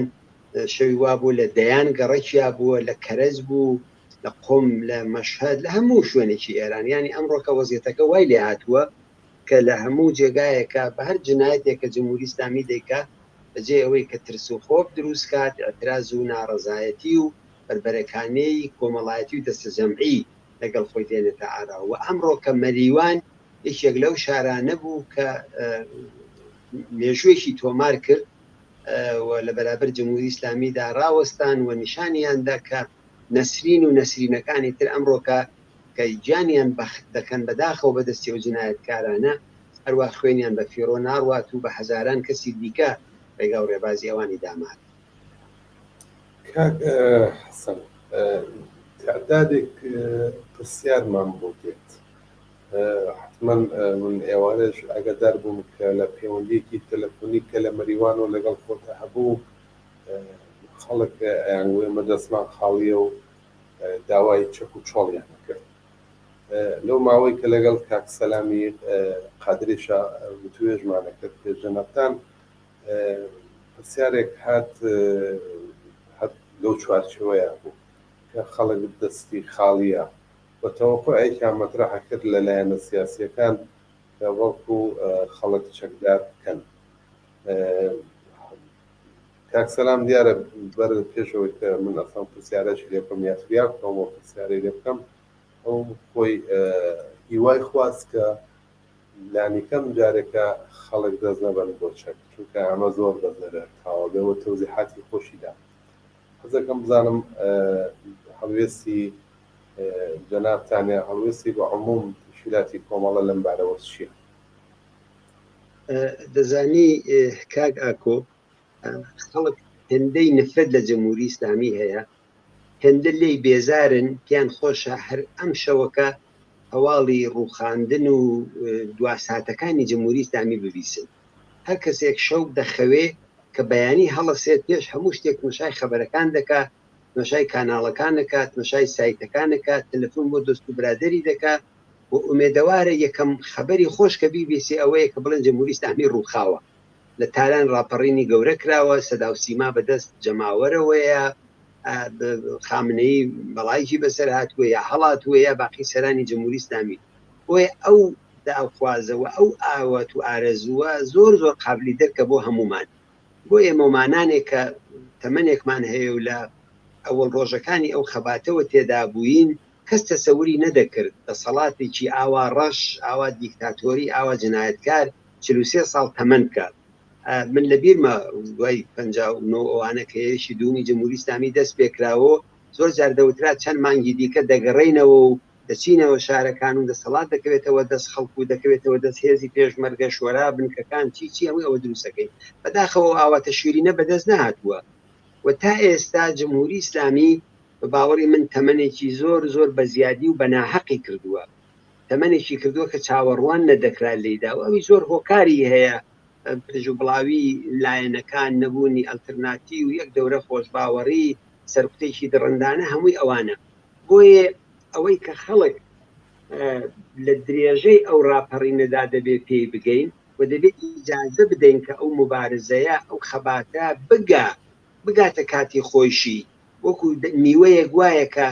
ئەگەر بە نەگەیشتووی بیخۆی تورتە تاڵە تامی ناخۆشە ئێستەیش ئێمە پێشوەختە نابێ کاری بکەین کە ئێستا کوونێ کاتی نهاتووە دەستبردن بۆ چەک ڕۆژەکانی ئاخر و هەفتەکانی ئاخری هەر ڕاپەڕینێکە ئەوەی کە پێی دەکڵێ خەباتی چەکداری یا قیامی مسلحانە قیامی مسلحانە درێژخایەن نییە لەوانەیە ئەو مبارزەی ئێمە درێژخایەن بێ بە دلیلی ئەوەی کە جمهوری ئیسلامی هێشتا زەرفیەتی هەیە هێشتا توانایی هەیە هێشتا ئیمکانی بەرگری لە خۆی هەیە هێشتا کوونێت بەکرێگیراوی هەیە هێشتا پۆڵ و پارەی هەیە ئێستا کوونە لە ناو خۆیانە بە تەواوی بەر نەبوونەتە گیانی یەکتری و سناریۆکانی کە جمهوری ئیسلامی هەیەی لە مۆزیەتەدا ئەوان هێستا هەمووی دانە بەدانە تێکرار نەکراونەتەوە ئێمە دەورەی ڕاپەڕینمان لەبیرە ئەو نەستی من یا نەستی بە تەمەنتر لە من ئەوانیان لەبیرە و دەزانین کەشا لە هەر دەورەیەکە چ شتایکی تاقید ئێستا ئەمە نەگەوین بەوانە بۆیە ئەلعان ئەگەر ئەوە ئاواتێکی شیرینە ئەگەر ئەوە قسەیەکی بەرحەقە و بەڵام بەشێکی لە ئەحساساتەوە دێ لە ئەحساساتێکەوە دێ کە ئێستا کوونێ بە باشی وەزیەتەکەی لێک نەداوەتەوە ئێستا هەلومەرج و شرایەتەکە تەوازنی هێزەکە ئەوانە بە باشی وەکو خۆی لێک ناداتەوە من ئێوارەی خۆش گوێ لێبوو لەگەڵ چەند هاوڕێ لە مەریوانەوە قسەمان دەکرد بە تەلەفۆن خۆشیان دوایی هاتنە سەر ئەو باوەڕە کاکی جان ئێمە کاری ناڕەسیدە نابێ بکەین نابێ کوردستان بەرین بەرەو حرەکەتێکە جمهوری ئیسلامی پێخۆشە جمهوری ئیسلامی بۆچی بۆمبارانی حیزبەکانی کرد بۆچی درۆن باران و موشک بارانی لایەنە سیاسیەکانی کرد لە کوردستانە نەتەنی ئەمجار چەند جاری دیکەش جمهوری ئیسلامی پێی خۆشە حیزبە سیاسیەکان بەرەو خەباتی چەکداری بەرێ پێی خۆشە لە مەرزەکانە بڵێ ئەوە ئەلعان لە مەرزی بانە لە مەرزی مەریوان لە سەردەشت لەکوێ لەو مەرزە توولانیە تاکو دەنووسێتەوە ئیلام هەیە و هێزی پێشمەرگەی دەتوانێت تێدا حزوری بێ و مانۆری تێدا بدات و بشێتەوە ئەو دیوە پێی خۆشە بڵێ لەوێ شەڕ بوو پێی خۆشە سەحنەهایەک لەوێ نیشان بدا پێی خۆش ئەگەر خۆی بە سەدان کوشتەیشی بێ جەنازەی دوو پێشمەرگە بێتەوە لە شارەکانە و لە سەحنەی تەلەڤیزیۆنەکەی نیشانی بدا بڵێ مەگەر ئێمە نەمانوت ئەوە لەو دوو مەرزەکانەوە دەکرێت لە سوورەتێکە حقیقەتی کێشەکان لە ناو مەرزەکانایە لە ناو خۆی وڵاتە ئەوەی کە وەختی خۆی جمهوری ئیسلامی بە دروست دەیکوت ئەگەر ئێمە لە سووریا لە یەمەن لە عێراق لە فلستین لە لوبنان شەڕ نەکەین شەڕ دێ دەبێت لە شیراز و ئیسفاهان بیکەین ئێستا شەڕەکە هاتووەتە ئەوێ ئێمە نابێ ڕەفتارێکی زوود هەنگام بکەین کە ئەو شەڕەمان لێ بخاتە دواوە ئەوەی ئێمە لە کوردستان ئەوەمان کرد ئەی لە کەرەت چیەکەین ئەی لە تاران چیەکەین ئەی لە قوم چیەکەین ئەی لە ناوەندەکانی ئاینی وەکو مەشهەد و قوم و شوێنەکانی دیکە چیەکەین خۆ ئەو خەڵکەمان لەوێ بۆ چەکدار ناکرێت دوای ئەوە خەباتی چەکداری ئێمە بارها و تومانە دەبێت پشتی جبهەی ببێ ئێمە ئێستا لەو کاتە و حاڵەتەدا نین ئێمە پشتی جبهەمان نییە لەعانەکە کوردستانی عێراق بۆ ئێمە پشتی جبهە نییە ساڵهای ساڵە ئێمە لێرە محدودیتایەکمان قبول کردووە بە دلیلی ئەو شرایەتە بە دلیلی ئەو وەزیەتە بە دلیلی ئەو محدودیتانە کە تێداین و ئێمە بریندارێکمان بوو دەیهێنینە کوێ هێزی پێشمەرگەمانە وەرعان فەرزمانەوە بێ لە مەریوانایە 100 پێشمەرگە لە مەریوانایە شەوە تاکوونێ بەیانی شەڕی کرد و بەیانی دەبێ بێتە دەرەوە لە کام بنکە و مەقەڕ و شوێنەکانی دەحەوێتەوە بۆی کان دەبێ ئەوانەمان لەبەرچاو بێ ئەوە نییە کە ئێمە دەرکی ئەو داوایە و ئەو ڕۆحیاتە قابلی ستایشە بەڵام کاتی ئەوە نییە ئەلعانەکە ئەوە لە لایەکی دیکەیشی ئەوەیە کە ئێوارش لەگەڵ ئەو دۆستانە تەوزیحماندا ساڵی 57 ئایکوونێ ئێمە بەچی شەڕمان کرد لەگەڵ جمهوری ئیسلامی لەگەڵ حکوومەتی شا کە لە ئاخرین هەفتەکانی خۆیدا بوو چەک و چۆڵەکەمان لەکوێوە هێنا کام هێزی عەلەنی ئەو کاتە لە سەحنەی سیاسیدا بوو کۆمەڵە بوو عەلەنی نەبوو حزبی دموکرات بوو وەکو حزب لە ناوخۆی کوردستانە مەگەر ئەندام و چالاکەکانیان یەکتریان بناسیایە خۆنە ڕاهبەریەکەی نەسەر هیچ کەسێکی لەی نەبوو چریکەکان بوو خەڵک دەزانی چریکەیە مجاهد هەیە حزبی توودە هەیە کێکی ئەوانە هەیە بەڵام کام حزب بوو علەنی بێ ئێستا ئەگەر ئەحزابی علەنی هەیە ئێستا ئەگەر دەیان و سەدان هەزار کەس ئێرانی معتەرزی ناڕازی لە دەرەوە لە برلین و لە ستۆکۆڵم و لە ئوسلۆ و لە ئەمریکا و لە کەنەدا و تۆکیۆ دێنە سەر شەقام بۆ کاتە ئەوانشمان بۆ شێوەیە ئێستاوتێن نەبوو وێ هێزێک کە دەبێ قەرار لێ ئەمە چەک و چۆڵە بگرین و خۆمانی پێتەیارکەی ئەو چەکە نییە کە لەم دیوە دەچێتەوە بەڵکو ئەو چەکەیە کە لە ئاکامی ئەو ڕاپەڕینەیە پازگاکانی ڕژیم پادگانەکانی ڕژیم ناوەندەکانی نظامی ڕژیم ئەوانت چەک دەکرێن و ئەو چەک و چۆڵە دەکەوێتە دەستی خەڵک هێستا ئەو کاتە نهاتووە بۆیەکانی بەو لە حەزانەوە من پێم وابێ ئەمە حرەکەتێکی زود گوزەرە هەم لە بزوتنەوەی سەرتاسەری جیامانەکاتەوە کە ئێستا بزوتنەوەی سەرتاسەری لە نانی شەو بۆ خەباتی خەڵکی کوردستان زەروریترە هەروکو چۆن ئەمڕۆکە چەند سەد دە فەرمان لێ بریندار بووە و هەر قەترە خوێنێک ئەرزشمەندە گیانی عەزیزێکمان لە دەست دەچێت چەندێ هەموو پێوەی خەمبارین دابڕانمان لە جنبشی سەرتاسەری لە حرەکەتێک ئەلان ڕێکەوتووە کوردستان و ئەزایدان چەشم و چراغی ئیران ئەو چاوچرایە گەر بکوژێنینەوە دەتمێکی گەورەمان لەو حرەکەتانەداوە جمهوری ئیسلامی زۆری پێخۆشە نەتەنیا لێرە ئەوان پیان خۆشە زاهدانیش بەرەو ئەوە بچێت پیان خۆشە بلوچەکانیش دەست دەنە چەک پیان خۆشە عەرەبەکانیش دەست دەنە چەک پیان خۆشە لۆڕەکانیش دەست دەنە چەک جمهوری ئیسلامی ئەوەی پێخۆشە میلیتاریستەکردنی بەس بابە جمهوری ئیسلامی ئەو بەینانە شەڕی بە دنیا فرۆشت هاتچوو لە ئەرەس پەڕی ئەو بەرەوە پردی معلقی لێدا بۆ ئەوەی شەڕێک بە ئازەربایجان فرۆشە لی نەکڕی هات لەم دیوە لە کوردستانی عێراق لی نەکڕی هەڕەشە لە عەرەبستان دەکات و بە خاتری کاناڵێکی فارسی زمان کە دەڵێن سەر بەوانە هەڕەشەی بۆمبارانیان لێ دەکە و ئەمریکا دێتە سەردەنگ لێیان و ئەوانە یعنی خەڵک شەڕی لێ ناکرێت ئەو شەڕە ئێمە دەبێت دوور خینەوە ئەو نوع شەڕی چەکداریەی کە زود هەنگامە بەڵام ئەو ڕاپەڕینە جەماوەریەی کە هەیە بە هەر میزانێ گڕوتینی ببێ بە هەر میزانێ بەخرۆش بێ بە هەر میزانێ جەماوەر بێنە سەر شەقام و ناو خیابانەکان بڵێ ئەو مەیدانەی و ئێمە دیفاع لەوە دەکەین و هۆکاری ئەوەی کە چەک نانێرینەوە یا خەڵک چەکدار ناکەین یا هێزی پێشمەرگە نانێرین لەو ڕاستیە و سەرچاوە دەگرێت کە ئەو شوێنەی کە دەبێت جمهوری ئیسلامی لەگەڵی دەرگیر بێت شەقامی شارەکان ناوەڕاستی شارەکان بزوتنەوەی خوێندکاری بزوتنەوەی کرێکاری کە بەداخەوە ئێستا وەکو پێویست نهاتووە بازار کە دوکان و بازارەکەی تەحتیل کات لە کوردستان کراوە ئێمە لە هەموو ڕۆژێکە شاهدین چەند شارمانگرتنە و ئەوە دەبێت لە دەرەوەش بکرێ ئەوانن ئەو نقطە قووەتانەی ئێمە ئەوەی کە ئەو خەباتی چەکداریە و چەک و پێشمەرگە وارد بێت و دیفاع بکات ئەگەرچی مەشروعە بەڵام کاتی نهاتووە بۆیە نابێ ئەمەلێکی زود گوزەر بکەین کە بە زەرەری حرەکەتەکەمان تەواو بێەوە جوابی من بۆ ئەو داخوازە کە داخوازێکی بە باوەڕی من ڕەوایە ئەو تەوزیحاتەیە کە عەرزم کرد چەند هەواڵێک هاتووە کرماشان لە خیابانی فردەوسی خەڵک خۆپیشاندانی کردووە لە تاران لە خیابانی منتەقەی پێنجی تاران و سادقیە و چەندگەڕێکێکی تر خەڵک لەسەر شەقامن کامیاران لە سنەوە پامێکمان باتوە سڵامی ناتووە سپاس بۆ بەرنامە جوانەکەتان سوێدی هەر ئەمڕۆ بە بیسنی هەواڵی ناردنی هێز لە سنەوە بۆ مەریوان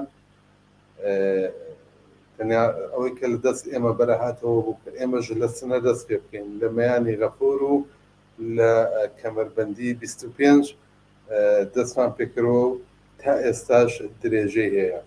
بۆ ئەوەی کە بەربەناردنی لێرە وای نووسێتی تەنیا ڕێگایەکە ئەوەی کە نهێڵێن هێز لە شارەکانی ترەوە بەرەو مەریوان بچێت یا لە بەیانی ڕۆژەکان لە شارەکان بە یارمەتی یەکترین بچن هێزە نظامیەکانەوەیە کە لە شارەکەی خۆمانەوە دەست پێ بکەین کاک حەسەن لەسەر ڕای ئەم تەوزیحاتە ئایا هێزی پێشمەرگەی کۆمەڵە ئامادەیە یا کۆمەڵە ئامادەیە لە ئەگەری ئەو کاتێک کە جەنابتان باسی لێەکەن کاتێک کە ئێمە هەڵی سەنگێنن و هەموو مۆقعەکانەوەمان پێڵێ کاتێک کە مەسەلەحان هەیە ئامادەیە چه سەلاح بنێرینەوە چه وەک هێزی نظامی واردی عەمەل بکەین زانی کاک ئاکۆ ئەو کاتە هەرو کاتەیە کە ئەگەرگەی لە ناوە بۆ خۆی دەگات بە دەیان هزار کەس من دەڵێم خەڵکن کە ئاموزشی نظامیان دیوە لە سەرباز بوون لە پادگانەکان و ئاموزشی نظامیان دیوە بە دەیان هزار کەسم پێشگرێ من لە کوردستانە لە دەروی کوردستانیشە ساڵهایە چاوەڕوانی ڕۆژێکی ئاوا دەکەن ئەو وەختە تەنانەت لەسەر ناردنەوەی هێز لەلایەن ئێمە ماتڵ نابن بێزگەلەوە بەس بە هەزاران پێشمەرگە کە ساڵها لە ناو لایەنە سیاسیەکانە بوون چوونەتەوە ناو ئەوانە هەمویان بیر و باوەڕیان چەند نەفەرێکی زۆر کەمی لێ دەرکەی کە بەخۆشیەوە لە ناو حتا پێشمەرگەی قەدیمی کۆمەڵەدا ئەوانە کەم بوون ئەوانە هەمویان ئەو ئاموزش و ڕزمی نظامی و ئەوانەیان بینی و ئامادەن ئەوە بۆیە بەو لە حەزە و باوەڕ کە من پێما بێت تەنانەت کوردستانی عێراق چاو لێ بکەنەوە من ساڵی 92 ئێمە لێرە بووین من لە بیرمە وەختێک کە پێشمەرگە هاتەوە ناوشار شارەکان گیرا بوو بەدەست خەڵکەوە بوو ئەو هەموو هێزە زۆر و زەبەندە نزیکی 300-400 نەفەریان دەکوت خەفیفە بەکرێ گیراوەی لە ئێران پێدەڵێن بە سیج و جمهوری ئیسلامی سەربازای نازانم گومنام و چی ئەو جەروجانەوەرانە پێدەڵێ ئەو 300-400 هزار نەفەرە بوو لە عەرزی 24 ساعتا توایەوە بەشێکی پاڵیدا بە خەڵکەوە بەشێکی هەر نازانی چیان لێ هات تعدادێکی بەکرێ گیرا و خوێن ڕێژ و ئەوانە هات بەدەستی خەڵک تێدا چوون هاکوونە پێشمەرگە هاتەوە شارەکان کەوتە دەست خەڵک بۆیە من لام وایە لای ئێمەش ئەوە دەگوزارێ مزافن ئەوەی کە کۆمەڵە ئامادەجی ئەوەی هەیە ئەگەر حەدەس و ڕووداوەکان بەرەو ئەوانە بڕواتە پێشەوە و ڕۆژەکانی آخر کە ئێمە وتومانە هێزی پێشمەرگە هەم بە عنوانی کۆتایی هێنەر ڕووداوەکان هەم بە عنوانی پارێزەری ئەمنیەت هەم بە عنوانی مدافعی شوراکان دەبێ ئەو ئەرکو وەزیفانە ئەنجام بدات و ئەوە شتێکە کە هیچ وەختێ لە دەستوری کاری کۆمەڵە خارج نەبوو خارج نات بینەرێک پرسیاری کردووە کاکەسەن سڵاوی نردووە بۆ بەرنامەکەەوە بۆ میوان یەک خۆشەویست کاکەسەن ئەوەی تۆنفێتی ئێستا بەشێک لەو هێزە خۆجێیانە یا بە مانایەکی تر جاشەکان کەسانێکن کە لاون ساعت ڕۆژانەیان بۆ بڕێنێتەوە دوایە ساعتی 400 تا 500 هزار تمەن پۆڵیانە دەنێەوە توانیوانە لە ڕێگای پۆڵەوە کۆمەڵی پێنجولاو بخەڵەتێنن و فریویان بدەن و بیان خەنە ڕیزی خۆیانەوە هەر ئەمڕۆ لە شارەکانی کوردستان لە بەرەی هێزامیەتەکان هاتەقە لە خەڵکەکان ئێمە وێنە و ناوی زۆربەیانمان بۆ نردوون بەڵام ئێوە تا ئێستا بڵاوی ناکەنەوە بۆ هەڵوێستان چییە؟ دەزانی کاک ئاکۆ ڕاست دەکەن ئێمە ڕۆژانە بەدەیان ناو و بەدەیان ئەدرس و ئەو جۆرەشتانەمان بۆ دێ تەپەنەوانە لا ئێمە ئاپارێزرێ ئەوەی کە بڵاوی ناکەینەوە لە ناو ئەو دەیان ناوەدا ئەگەر ناوێکی بەناحەقی تێدا بێ غەدرمان کردووە ئەگەر یەک نەفەری تەنها یەک نەفەر لە شارێکە نەفەرێکی تێدا بێ کە بووش خۆشت ئاگداری لەگەڵ خۆشت و لەگەڵ منیش تەمازگیرە گلەیان لێ کردین ئێمە نەمان کردو تەوان بەڵام هاوڕێی ئێمە لە دنیای مەجازیە ناوهایەک بڵاو کرایەوە کە ئەو ناوانە بەناحەق بڵاوکرانەوە بۆیە ئیمکانی ئەوەی کە ئێمە ئەو مەجالەمان ببێت کە لێکۆڵینەوەیکی سربەخۆ بکەین ئیمکانی ئەومان ببێت کە ناوەندەکانی دەسەڵات دێنن لێکۆڵینەوە بکەن لە کەسانێک کە تاوانبار بوون هەر کەسێ لە ڕێگای خۆیەوە ممکن ڕقی شخصی تیا بێت کێشەی ماڵی تیا بێت مشکلەی خانەوادەجی تیا بێت ڕق و قینی کۆن و هەمووی ئەوانە لە وەختای ئاوادا سەر هەڵەدا بۆیەکانێ ئێمە ئەو لایەنە نین کە ئەو کارە بکەیت بەڵام لە عینی حاڵیشدا مەسەلەن کەسانی بەدنا و کەسانی ناسرا و هەموو خەڵکی شارەکەدایان ناسێت دەزانن ئەوانە کێن بە خۆشیان دەزانن کە ئەوانە لە کاتوساتی خۆیان دەبێت جوابی ئەو تاوانانە بدەنەوە کە چلو چەند ساڵە لە عەلەی ئەو خەڵکە دەیکەن وی بەڕاستی ئێستا مەسەلەکە ئەوە نییە مشکلەکە ئەوە نییە بەڵکو هەر ئەو هاوڕەیەکە ئەو پرسیارەی کردو هەر ئەو دۆستانە دەتوانن لە ڕێگای دۆستیانەوە لە ڕێگای ئاشنایانەوە لە ڕێگای ژمارە تەلەفۆنەکانیانەوە بە مسێج بە پەیام بە هەر شتێکە بۆیان دەکرێت قسەیان لەگەڵکەن من هەر ئەو بەینانە چەندین کەس لە چەندین شوێنی جۆرا و جۆرەوە تەماسیان گرتووە و دویانەکە ئێمە سەر بە جەمهوری ئیسلامی نەماوی گارانتی زەمانەتمان پێبدەن زەمانەت ئەوەیە کە بچنە ناو ڕیزی ئەو خەڵکە زۆر خەڵکێکی مێرەبانن ئەو کوردستان ئێمە لە دوا ڕۆژی کوردستانە نامانەوێت سێڵاوی خوێن هەڵسێ نامانێت بەرەو تۆڵە سندنی بەرین نامانەوێت هەر کەسێک تاوانی کردووە ئەو تاوانبارانە بەجێ ئەوەی کە حیزبەکەی ئێمە و ئەم حیزب و ئەو حیزب و لە ڕێگای خۆی دەست پێ بکات بە محاکمە و زیندان و گرتن و کوشتن و ئەوانە دەبێت فەوری ئێمە دادگاهای شۆڕش نەک دادگاکانی جمهوری ئیسلامی تەداعی نەبێتەوە، دادگاهایەکی علەنی، دادگاهایەک بە حەقی وەکیل، دادگایە بە حەقی دیفاع، دادگایە بەبێ شکنجە، دادگایەکە شاهد مەدرەک هەمووی ئەوانە دەبێت بەوە ئێمە ئەمانەوێت سبحینی ئەو کۆمەلگایە ئاموزش بدەین. ئێمە نامانەوێت لە ڕێگای مجازاتی کەسێکەوە جامعە بترسێنین، بەڵکو کۆمۆنیستەکان حولیان ئەوەیە لە ڕێگای ئاموزشەوە ئەو کۆمەلگایە فێرکەن. کاکیان نابێت کاری خراپ بکەین، نابێت سەر بەدەسەڵاتی، نابێت دژی ئەو خەڵکە فەقیر و هەژار و چەوساوەیە ببی کە مافی خۆیانیان دەوێت داوای حقوق خۆیانەکەن. وەکانێ بۆ ئێمە ئەوەی کە ناو بڵاو ناکەینەوە، ئەوەی کە جیا لە کەسانێکی ناسرا و یا کەسانێکم معلومە هەزاران کەس دەڵێن ئەمە تەقەی کردووە یا بەرپرسێکی نظامیە یا خۆیان دێن عکسەکانی خۆیان بڵاوەکەنەوە شانازی دەکەن بە ڕسمەکانیانەوە بە ئەسڵحەکانیان کە پێیانە. ئێمە ئەو کارەمان پێکارێکی باش نییە وەکو ئێمە بیکەین، بەڵام لە ناوخۆی وڵاتە خەڵکی تێکۆشە خەڵکی ئازادی خواست دەتوانن ئەوانە بناسیێنن، دەتوانن تەماسیان لەوانەیە کە مەسەلەن ڕەداهای خوارەوە تەماسیان لەگەڵ بکەن، خزم و کەسیان دۆست و ئاشنایان زۆر کەسیان وتویانە وەڵا ئیشتبامان کردو من دەیان ناوم بەلاوەیە دەیان نستێژمان بۆ هاتووە کە دەڵێن باباگەر هەرچیەک بۆ تا ئێستا کردومانە ئێمە نەدەستمان بە خوێنی خەڵک لە فەقیریا کردومانە هەرچی بێ لە بێدەرەتانیا کردومانە نانمان نەبووە مناڵەکەمان نەیتوانێت بخوێنە ئەوانە هەمووی تەوجیهە، بەڵام بۆ تەوجیهە لێ قبولکەین لێ قبولکەی بابگەرێتەوە نا ئەو خەڵکە با زیندگیێکی عادی بکەن پێ ناڵێن شۆڕژیە، بەڵام پێڵێن کەسێکە دەرس وەربگرێ لەو ڕابردووی وەکان ئەگەر ئێمە ئەوە ناکەین ڕاستی بۆ دەلیلەیە و پێشما بێ نابێ بیکەین. وەگەر کەسانێکیش ئەوە دەکەن یان ناوهایەک دەزڕێنن وای تەماس لەگەڵ ئەم حیزب و ئەو حیزب و ڕاگەیاندن دەدەن کە بابە ئێمە کەس بۆ تێدی بابە من سەر بە فڵان حیزبم سەر بە خۆتان سەر بە لایەنەی دیکەم چۆن ناوی من و کوڕەکەمتان بڵاو کردێتەوە نابێت بە دەلیلی ئەوەیە کە ئێمە ئەو کارانە ناکەین بۆی لەو شرایطانەیە شتی لەو نوعانە زۆر دێتە پێشەوە هیوادارم کە کارێک نەکەین کە مەسەلێکی کوردی هەیە تەڕوشک نابێ بە یەکۆ بسووتێنی نابێ ئێمە ئەو کارە بکەین. هەر بۆیە کانێت تەلەڤیزیۆنی کۆمەڵە ڕاگەیاندنەکانی ئێمە لەو بارەوە زۆر زۆر بە احتیاط ڕەفتارەکەن و زۆر لەو بابەتەوە ڕخنەی شادوتە سەرمان قەینەکە بەدڵ ئەو ڕخنانەی وەرەگرین لەو ئازیزانەی کە دڵیان پڕا و کەسەی کە کوڕەکەی گیانی بەخت کردووە کچەکەی گیانی بەخت کردووە خانەوادەی تێدا چووە دڵپڕلەقینن لە بەکرێ گیرا و خۆفرۆش و تاوانبار و بەڵام ئێمە دەبێت زۆر زۆر بە سیعەی سەدرەوە بەرخورد بکەین کە هەموو کەسێکە لە بەیکێکی بۆ جەمهوری ئیسلامی پێ نابێ وەکو یەک چاو لێ بکەین و دەبێت حەول بدەین هەرچی زۆرتر دەمودەستگاهای حکوومەتی داڕوخێنین. دەبێت ئێمە کارکەین لەناو ئەوانەدا، دەبێت وەختێکە دەبینین لەناو مەسەلەن کارتی بەسیجیەکەی دەسووتێنێ دەبێت تەشویقیان کەین بەسیجیەکانی دیکە.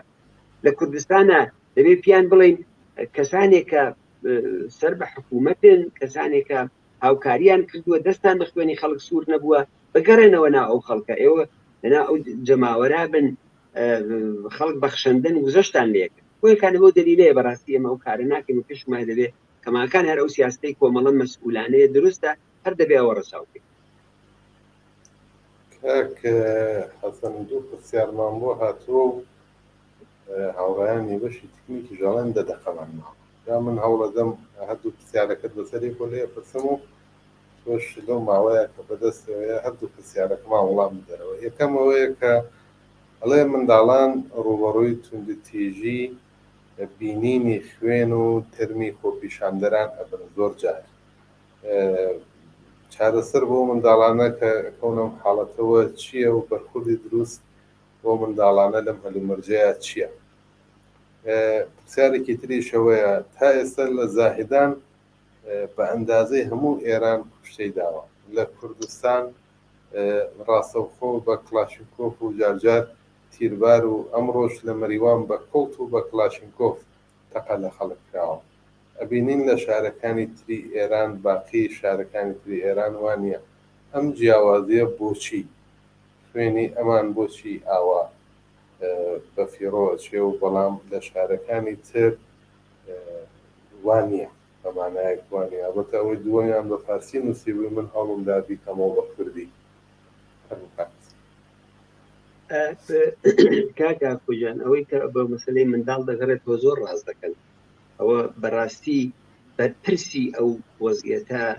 ڕاستەوخۆ جمهوری ئیسلامیە نەتەنیا ئەوەی کە چاویان بە خوێن دەکەوێت بەڵام بێڕەحمانە شەیدیان دەکەن جانیان بەختەکەنەوە منداڵان ئەو ڕۆکە نازانم هیوادارم وانە بێت لەو خەبەرەی مەریوانە دەڵێن منداڵی 16 ساڵەیە تەمەنی زۆر کەمەیانی ئەوان ڕەحم ناکەن هەر زیندەوەرێک دەبینن منداڵێکی چکۆلە بێ کە ممکنە هاتوێتە دەرەوە تەقەی بیستووە یا ماڵەتی خوێنی لێ شێوا بێ ئەوە بێڕەحمانە و دڕندانە ئەیدەنە بەر تەقە و تەقەیان لێکرد بۆیە ئەمە مەسئولیەتی مستەقیمی ئەم تاوانە بە ئەستۆی جمهوری ئیسلامیە بەشێک لەو منداڵانە منداڵی مەدرسەن دەستنە مەدرسە یەک دەقە دێنە دەرەوە دەکەونە ناو ئەو هەرا و تەزاهورات و تەقەی هێزەکانی ڕژیم یا ڕژێنە ناو مەدرسەکانەوە بە باتۆم لە خۆیان لە معلیمەکان لە هەمووی ئەوانە دەدەن ئەوانە نمونە لەو بابەتانەوە من لام وایە بەشێکی ئەوەیە کە دەبێت لە مەدرسەکانە مامۆستاکان دەبێت زۆر ئاگایان لە منداڵەکان بێ خانەوادەکان دایک و باوکەکان هەر کەسێک دەبێت زۆر ئاگامان لە منداڵەکان بێ کە تووشی ئەو حاڵەتانە نەبن ئەو خۆتان بینیوتانە زۆر جار فیلمێک نیشان دەدرێت دەڵێ منداڵی 18 ساڵ کەمتر نابێت مەشای ئەو فیلمە بکە ئێستا بەشێک لە معتەرزینی شەقامەکانی ئێران نەوجەوانەکانن فاصلەی 12 ساڵ تاکوونە 18 زانی چەند نەفەر تا ئێستا گیان زیاتر لە 30 نەفەر لەو تەمەنەدا گیانیان بەخت کردووە ئەوە نیشانی دەدا کە لەلایەکەوە نەفرەت لە جمهوری ئیسلامی چەندە زۆرە ئەخر منداڵێکە پیشەی ئەو کایەکردنە یاریکردنە ئاگای لە دنیای سیاست و ئەوانە نیە هەر لە ئێستەوە سیاسی بووە هەر لە ئێستەوە دەستی مناڵێتتر دەگرێت دەرێ بچین بە تەزاورات بزانە ئەوە چی دەگەێنێ ئەوە دڵڕقی وحشیگەری دڕندەجی ئەو ڕژیمە دەگەێنێ بەڵام دەبێ هەرچی زۆرتر ئاگامان نێبێ کە منداڵەکان دایک و باوکەکان معلمەکان جامعە ئاگامان لەوە بێ کە ئەوانە ئومێدەکانی دوا ڕۆژی ئەو کۆمەڵگاین و تووشی ئەو وەزیەتە و ئەو خوێنبینین و ئەوانە نەبێت تاو جێگایی بە زایدان دەگەڕێتەوە بەڵێ وایە ئەوەی کە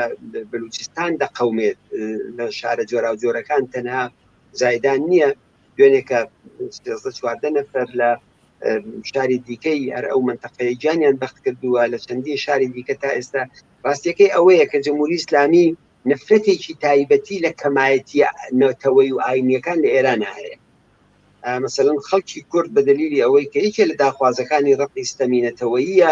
زۆر بەرنفرەتی حکوومەتە کەوتووە خەڵکی بلوچستان بە خاتری ئەوەی بەشێکی بە خاتری ئەوە نییە کە مثلەن ئەوان ئەخر مەحرومترین خەڵکی و کۆمەلگای بلوچستان لە ڕووی کێو کوشتاریان لێ دەکەن و بە خاتری ئەوە نییە وە شوێن عەبدولحەمید کەوتون ئەو ئیمام جومعەکەی زایدان کەوتون مەخ ئەو تاکوونە دوێنەکە بۆ خۆی ڕێی داوە بە ڕئیسی دیفاعی لەوانە کرد لە بارگای ئەوانە سەری دەساوی ئەو ڕۆکە دوو کەلیمە قسەی کردووە کە دەڵێ مثلەن قانونی ئەساسی ئەوانەیە کە نووسیویانە خۆستا لە قەیدی حیاتیش بۆ هیچ نییە ئەو قسەیە هەموو کەسێکەوە دەکات ئەوانیان وتە بۆیە ئەو نفرەتە لەواقعدا ئەو نفرەتە تاریخیەیە کە جمهوری ئیسلامی لە کەمایەتیە نەتەوەیەکان لە ئێران هەیەتی و ئەوانە بە بێگانە دەزانێ کورد بە بێگانە ئازانێ عەرەب بە بێگانە ئازانێ تەنانەت تورکە بەشی زۆری بازاڕی تاران و اقتصادی ئێران بەدەست ئەوانەیە و ساڵها لە دەورانهای قبلیدا پاشا و دەسەڵاتدار و ئەوانش بە بێگانە ئازانێ یعنی ئەو ناسیۆنالیزمە تۆخە ئێرانیە کە زۆرتر ئەمڕۆکە کەمایەتیەک یا بەشێک کە بە ناوی ناسیۆنالیزمی فارسەوە هەرچێک بە ناوی دەبرێت ئەو ناسیۆنالیزمە خۆی لە خشونەت خۆی لە سەرکوتا دەبینێتەوە خۆی لە دڕندەجیا دەبینێتەوە خۆی لە قەتڵ و عامی بێڕەحمانەی کەمایەتیەکانی ترا دەبینێتەوە ئەوە لایەکی تریشی ئەوەیە کە حەسەن ببوورە دەنگت کز بوو یەک دەقە وڵای تەلەفۆنەکەی خەتیشم کرد بەڵام ئەو برادەرە هیوادارم گوێ لێمان دێت و خەتی کات دیار نێ لێمەوە ئەگەر ماتۆبین ئەو بێدەن تەماسەکەی قەتەعە بۆ بارحەڵ بەرەو خشونەت بردننی ئەو ناوچانە یەکێکی تر لەو ئەهدافانەیەتی مثلەن بلوچەکان لەوانن کە جمهوری ئیسلامی پێی خۆشە بەرەو خشونەتیان پێی خۆشە بەرەو خەباتی چەکداریان بەرێ کوردستان بەشێک لەوەی کە وەزیەتەمان بەرێ خوزستان بەشێک لەوەی شوێنانەیە کە پێی خۆشە بەرەو ئەوانەمان بەرێ بۆیە ئەوە بەشێکیشی ئەو سیاستەیە کە جمهوری ئیسلامی بیری لێ کردوێتەوە ئەو دڵڕەقیەی کایەتی لەو شوێنانە لەلایەکەوە خۆی بە بێگانە ئازانێ لەلاوان لەلایەکی ترەوە پێی خۆشە واردی ئەو عەرسەی خشونەت و زەبر و زەنگ و ئەوانەمان بکە ئەگەر ئیجازە بدەین نوکتەیەکە بینەرێک بۆ منی نووسی بوو منیش ئەوە بڵێم لێرە لە ئاخرا ئەگەر مەجال بێ ئەویش ئەوەیە من باوەڕم قسەکەی حسابیە داوا دەکات دەڵێ من داواکەم لە جوانەکان داواکەم لە خەڵکی معتەرز حەقی خۆمانە هەتکێ بەدەستمانێت دیفاعی پێ بکەین بەڵام زۆر جاری وایە ئێمە زبڵەکان سەڵکی زبڵەکان نەخینە ئەو ناو خیابانشتەوە بڵاو بێتەوە نەخۆشی بڵاوە بێتەوە خەڵک تووشی مشکلا بێ یا ئەو زبڵوشتانە ئاور تێبەرەدەین داواکەین ئەو کارانە مەکەن شتی ترمان بەدەستەوە هەیە کە ڕێ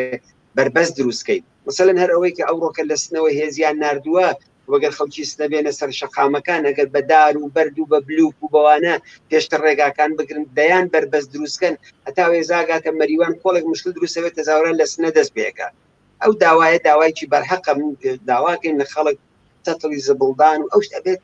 ئەوەی کە دەڵێن خەڵکی کوردستان خەڵکیشی پێشکەوتووە متەمەدنە ئەوڕۆیە نەبین بە باعسی نەخۆشی بۆ خۆمان بۆ کرێکارانی شارەداری بۆ خەڵکی گەڕەکەەکانی خۆمان هەمووی ئەوانە ئەوە داوایە کە داوایکی بەرحەقە پاراستنی بلاخرە ژینگەکەیش کە قسەیەکە کە ئەو بەڕێزە کردوێتی من پێما بێ حەقەیەوە دەزانم ئێمە حەقی خۆمانە بە هەموو وەسیلەیەک دیفاع بکەین هەر شتێک بەدەستمانەوە بێ لە بەرابەر گولەی گەرمە عزیزانی ئێمە حەقی خۆیانە کەس ناتوانێت لۆمایانگا کەس ناتوانێت بڵێ خشونەت تەڵەبن خشونەت تەڵەب و تاوانبار و قاتڵ و جنایەتکار جەمهوری ئیسلامیە ئەوە مافی خەڵکی کوردستانە بە هەرچی بەدەستێتی دفاع لە خۆی بکات بەڵام هەندێک شت هەیە پاراستنی ڕاگررتنی ئەوە بە خازانجی ئەو خەباتەیە کە ئێستا ئەنجامی دێت زۆر سواز کاکەسەن پرسیار زۆرە و کات بەرنامەکە ڕوو لە تەواوبوونە حتمما لە مەجالەکانی تری بەرنامەی ڕاستەوخۆی تایبەت بەم ئەترازەیە باسێکی تر بانگت هێش دەکەینەوە و زۆر سپاس بۆی کە ئەمڕۆژ قبوڵی زەحمەتت کرد سپاس بۆ ئێوە هاوکارانتان و مادوو نەبن سەرچاو کات خۆش بەڵێ بینەرانی خۆشەویست پەیامێکمان بۆ هاتووە لە شاری سنەوە ئەڵێ بە دەستوری مستەقیمی مەهدی خۆش مقدەم بە دەستوری ڕاستەوخۆ مستەقیمی مەهدی خۆش مقدەم معاونی ئیمدادی هیلال ئەحمەری سنە بە دەستیاری خۆی بورهانی فاتحی ئەڵێت کە لە ئامبوڵانسەکانی هەلال ئەحمەر بۆ جێبەجێکردنی هێزە ئەمنیەکانی ڕژیم و دەست بەسەرگرتنی خۆپیشاندەران ئیسفادا بکەی و ئەمە وەکو ئەرک ئەسپێرێ بە دەستیارەکەی خۆی بە ناوی بورهانی فاتحی هەم وێنەی مەهدی خۆش مقدەمیان بۆ نردوین و هەم دەستیارەکەی بورهانی فاتحی ئەم هەواڵە زۆر سپاس کە لەسنەوە بۆتان نردوین ئێمەش داوا لەم دوو بەرپرسە ئەەکەین کە خۆیان تێکەڵاو بە جەنایەتەکانی ڕژیم مەکەن و لەو ئامرازانەی کە بەدەستیانەوە وەکو ئەمبولانس کە ئەبێ لە خزمەت سڵامەتی خەڵکابێت بۆ سەرکوب و سەرکوت و خەفەقانی کۆمەڵانی خەڵک بەکاری مەهێنن و تاوانەکانی خۆتان لەوە زیاتر لەسەریە کەڵەکە مەکەن زۆر سپاس بۆ ئەو بینەرانی خۆشەویست ئەوەی کە پێشکەشتان کرا ڕۆماڵی هەواڵ و راپۆرتەکانی ئەمڕۆ بوو لێکدانەوەکەی لەلایەن ئەو دوو میوانە خۆشەویستە تا بەرنامەیەکی تری ڕاستەوخۆ کە لە خزمەت ئێوەی خۆشەویستە بین هەمووتان بە کامران دەسپێرم بژین بەشێت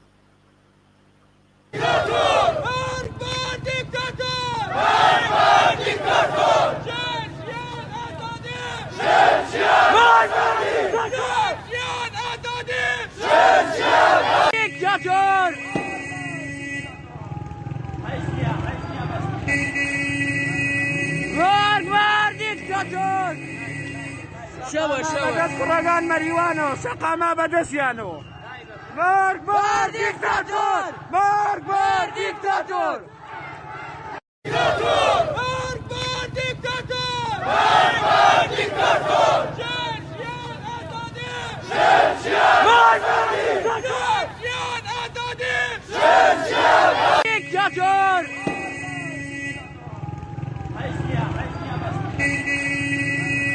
مارگ بار دیکتاتۆر